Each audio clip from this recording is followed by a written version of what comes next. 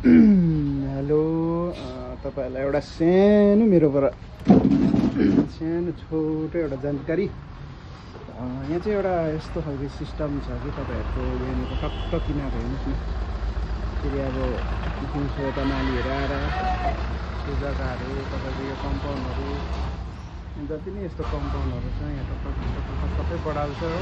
यहाँनिर डम गरेको हुन्छ हो। अन्त तपाईको उनीहरू चाहिँ यहाँनिर अब टाइम निकालेर आउँछ, टक गरेर जान्छ होइन।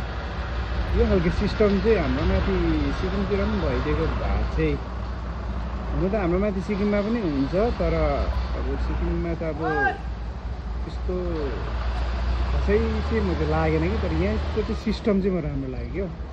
टक्कै उनीहरूको जेसिबी पनि टक्कै हुन्छ, टक्कै टाटा पनि हुन्छ हो। एउटा यहाँ पछाडि छ, एउटा यहाँ छ, एउटा त्यसको अगाडि निर छ, परनिर छ। अलिकति त्यसो डाला देखिन्छ होला हो। मलाई चाहिँ सिस्टम चाहिँ राम्रो लाग्यो।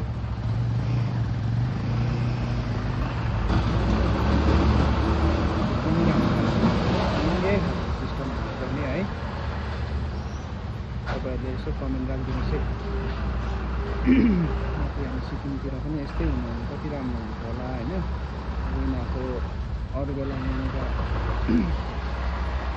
यहाँनिर यो रोडतिर तपाईँको यो रोडतिर भयो, यहाँनिर पानीहरू फेरि बाटोमा ट्याङ्कीमा हुन्छ होइन। सबै पानीहरू लगाएर सबै बस यिनीहरूले यहाँनिर टाटामा यो रोडमा सबै यो खालको गाडीमा चाहिँ तपाईँको यस्तो ब्रस जस्तो हुन्छ हो।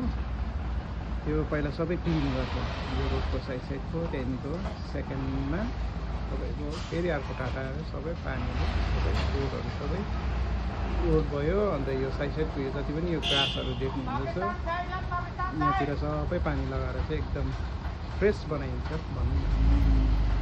हुन्छ तपाईँहरूलाई यही सानो एउटा इन्फर्मेसन, तपाईँहरूलाई सानो जानकारी थियो है।